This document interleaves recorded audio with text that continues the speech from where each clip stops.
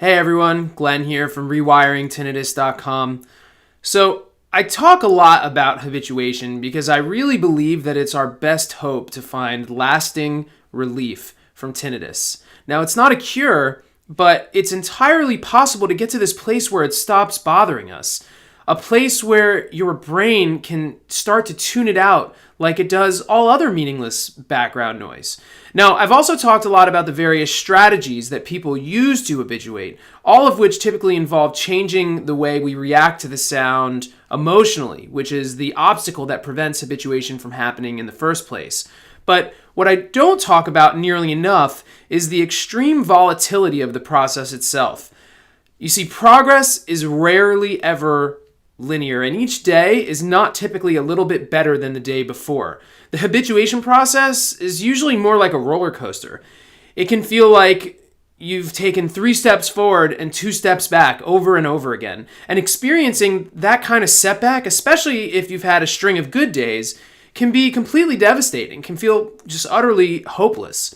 So it's important to understand that bad days are a part of the habituation process and not some sign that you've gone backwards or undone the progress you've made. Your progress hasn't been erased. You've just been triggered back into the old reaction and the old pattern that you've developed with the tinnitus. Because when you work to replace the old emotional reaction of fear and frustration and anxiety and panic and depression, it doesn't just go away. But on the flip side, that new mental pattern that you're developing doesn't just go away when you have a spike. I'll give you a good analogy to help you understand what I mean by this. So I work very hard to be a better person. I actively try to improve myself on a daily basis, and that's reflected in the way I act around my friends and my wife and my colleagues. And then I visit my family in my childhood home, and I might as well be a teenager again. We all start yelling over each other, pushing each other's buttons, because the family dynamic never really changed. That old pattern, it didn't go away. I just developed a new pattern of behavior that became my dominant behavior more of the time. But being around my family triggers that old dynamic, and it pops right back into the forefront.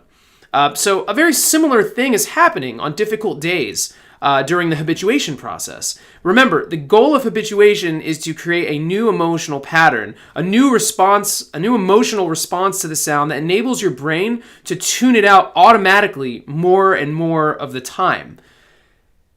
But the old pattern of fear is deeply ingrained in your brain, and it will be triggered repeatedly throughout the process. So whatever strategy you use to habituate, whether it's the tinnitus focus meditation techniques that I teach, or any other habituation strategy, it's important to understand that spikes and setbacks are going to happen, and it's probably going to feel like you're back to square one. But you're not. You're not back to square one.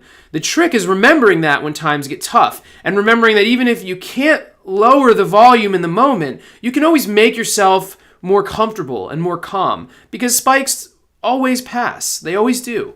But this also raises an interesting question.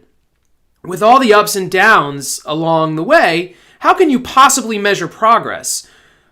You see, when you live with tinnitus, you tend to obsessively measure the sound and constantly check to see if it's louder now than it was before. But that's not a helpful way to quantify your progress with habituation. Instead, simply take a step back and look at your overall picture of quality of life. Ask yourself, is my overall quality of life better than it was before? Am I doing more of the things that I want to be doing and bothered less by my tinnitus more of the time? If the answer to any of those questions is yes, when you look at the bigger picture, then you'll know you're on the right track. Because ultimately, habituation is about improving quality of life, which is really important to remember and something that not nearly enough doctors are talking about these days. So that's all for me. I hope you guys learned something today. Talk to you soon.